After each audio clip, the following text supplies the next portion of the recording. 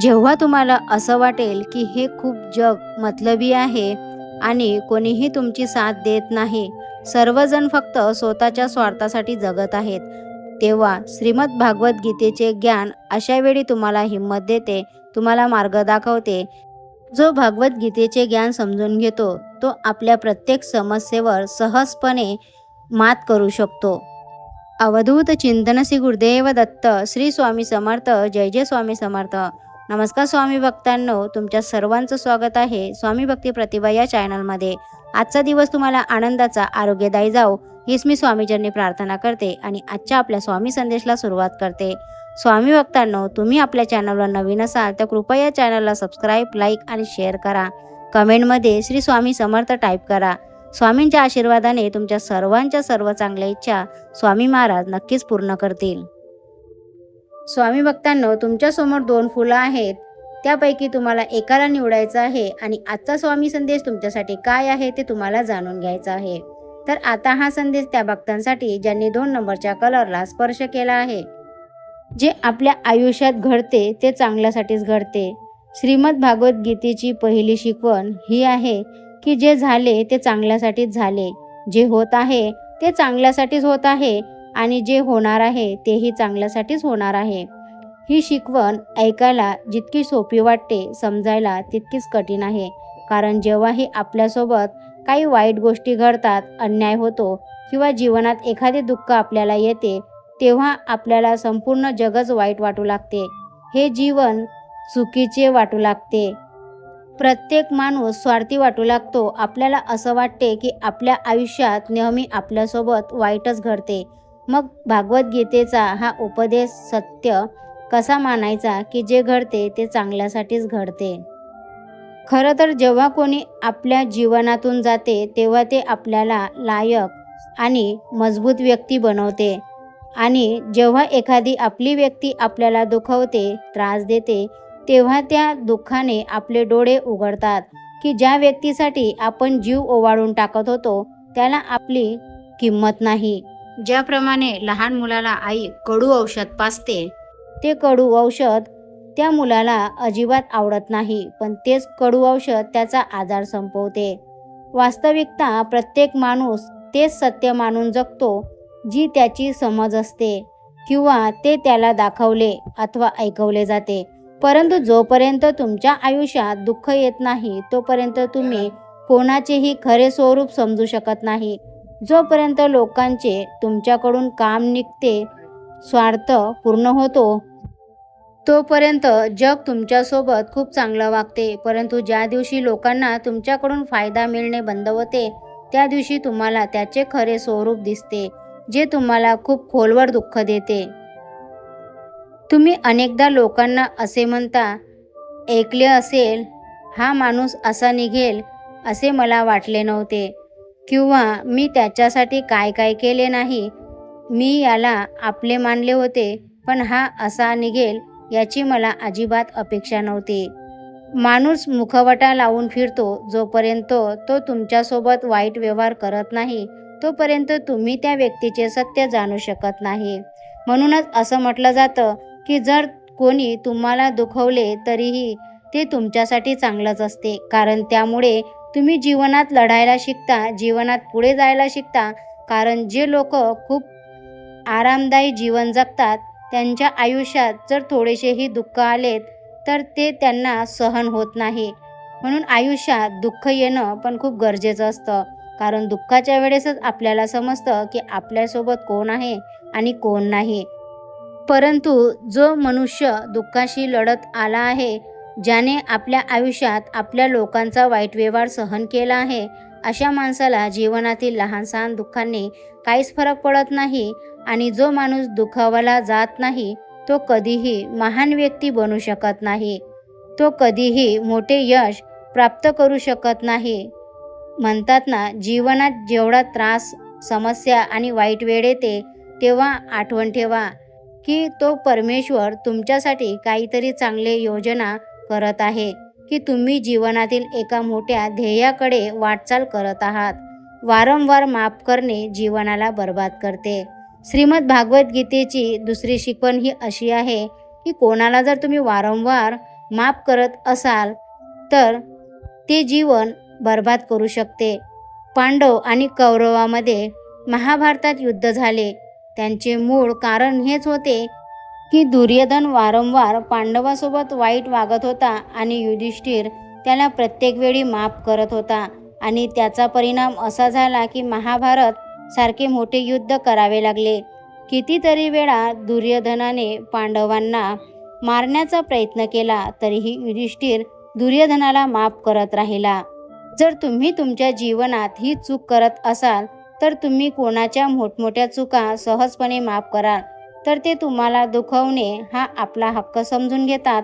तुम्ही कोणालाही गोष्ट मनात ठेवून माफ करता. तुम्हाला असं वाटते की तो आता सुधारणार आहे, पण तुमची क्षमा त्याला आणखीन बिघडवते.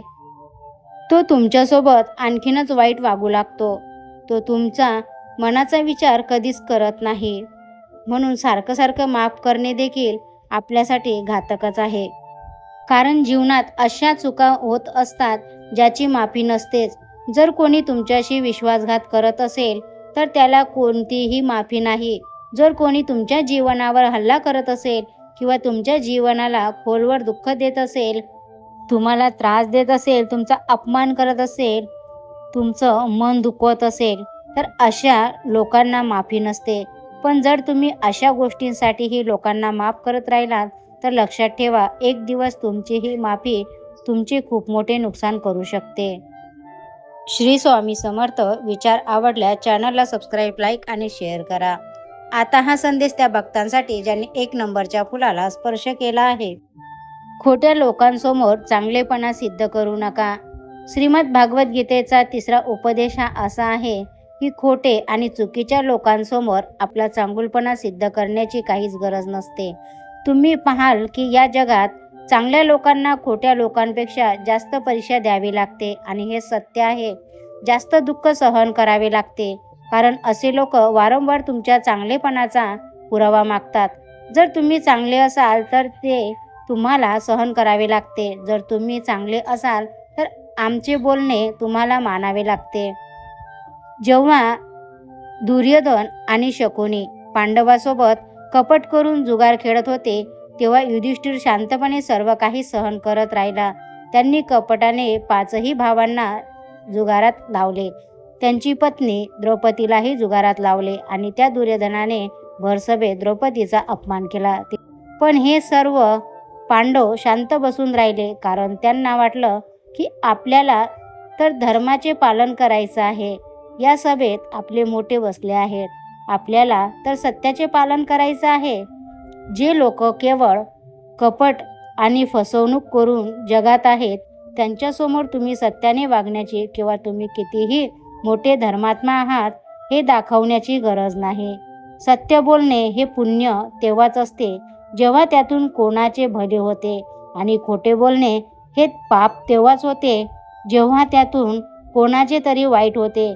जर तुमच्या खोट्या बोलण्याने लोकांचे भले होत असेल, कोणाचे मन आनंदित होत असेल तर ते खोटे पाप नसून पुण्य आहे. जर खरं बोलण्याने कोणाचं तरी मन दुखत असेल तर ते खरं पुण्य नसून पाप आहे. म्हणून जो माणूस तुमच्याशी वाईट वागतो, जो नेहमी तुमच्याशी कपट करतो, तुम्हाला त्रास देतो, धोका देतो, तुमचा विश्वासघात करतो, तुमचे नुकसान करतो, अशा लोकांसमोर तुमचा चांगुलपणा सिद्ध करण्याची तुम्हाला काहीच गरज नाही. शक्यतो वाईट लोकांपासून दूर राहा. असं म्हणतात की वाईट माणूस कधीही आपला स्वभाव सोडू शकत नाही. जेव्हा तुम्हाला माहीत आहे की समोरचा माणूस नेहमीच तुम्हाला दुःख देतो, नेहमी तुमच्याशी वाईट वागतो आणि तुम्ही त्याच्याशी चांगले वागता, तुम्ही असा विचार करता की तो कसाही वागो पण मला चांगलेच वागायचं आहे. तुमची ही चूक तुम्हाला खूप दुःख देते. जेव्हा तुमच्यासोबत कोणी वाईट वागते तेव्हा तुम्हाला त्याच्याशी चांगले वागण्याची गरज नाही, वाईट वागण्याचीही गरज नाही. फक्त त्याच्यापासून तुम्ही दूर राहा. पण तरीही जर तुम्ही त्याच्यासोबत चांगला व्यवहार करत राहिलात तर तो तुम्हाला त्रासाशिवाय काहीही देऊ शकणार नाही. सहन करत राहिलात तर हे जग तुम्हाला मिटवून टाकेल. भागवत गीतेचा 5वा उपदेश असा आहे की जीवनात जर तुम्ही नेहमी सहन करत राहिलात तर हे जग एक दिवस तुम्हाला संपवून टाकेल. या जगात सहन करणाऱ्यांना शहाणे नाही तर मूर्ख किंवा भित्रे समजले जाते. जो माणूस स्वतःसाठी आवाज उठवत नाही, जो माणूस स्वतःच्या हक्कासाठी लढत नाही, स्वतःसोबत होत असलेल्या वाईट व्यवहारासाठी उभा राहत नाही, अशा लोकांना जग चिरडून टाकते. आणि जर तुम्हाला वाटत असेल की जर आपण शांतपणे सहन करत राहिलो तर लोकांच्या नजरेत तुम्ही चांगले बनाल, तर असे कधीही होणार नाही. कारण आता काळ बदललेला आहे, लोक बदलले आहेत. आजच्या या युगामध्ये जो जेवढा सहन करतो, लोक त्याला आणखीन जास्त सहन करायला भाग पाडतात आणि हेच सत्य आहे. म्हणूनच जिथे तुम्हाला वाटेल की तुमच्यासोबत चुकीचे होत आहे, तुमच्यासोबत अन्याय होत आहे, तुम्हाला समोरची व्यक्ती त्रास देत आहे आणि तिथे तुम्ही त्याला विरोध करणे खूप आवश्यक आहे. आयुष्यात दुःख आले म्हणून दुःख कुरवडत बसण्याऐवजी भागवद्गीतेचं हे ज्ञान समजून घेतलं पाहिजे की हे जग परिवर्तनशील आहे. जसे सुख नेहमी टिकत नाही तसे दुःखही नेहमी राहणार नाही. येथे सर्व काही बदलत राहते आणि नेहमी बदलतच राहणार आहे. मग चिंता कसली? या जगात कोणीही स्थिर राहू शकले नाही. कितीतरी लोक या जगात आले आणि कितीतरी गेले. हे जग असंच्या असंच आहे. इथे काहीही कायमस्वरूपी असं असू शकत नाही. मग दुःख असो वा सुख, काय फरक पडतो? तुम्ही सुखाला थांबवू शकत नाही ना दुःखापासून तुम्ही पडू शकता. आणि हेच सत्य आहे. या कशावरही तुमचे नियंत्रण नाही. जो कोणी या जगात आला आहे तो जाणारच. म्हणून दुःखी होण्यापेक्षा आणि रडण्यापेक्षा आनंदी होऊन जीवन जगणे हे नेहमीच एक उत्तम उपाय असते.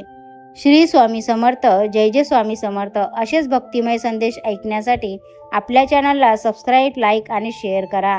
भेटूया अशाच नवीन एका मोटिवेशन व्हिडिओसोबत. स्वामी तुमच्या सर्वांच्या सर्व चांगल्या इच्छा पूर्ण करो हीच मी स्वामीचरणी प्रार्थना करते आणि आजचा आपला स्वामी संदेश इथंच थांबवते. संदेश पूर्ण ऐकल्याबद्दल खूप खूप धन्यवाद.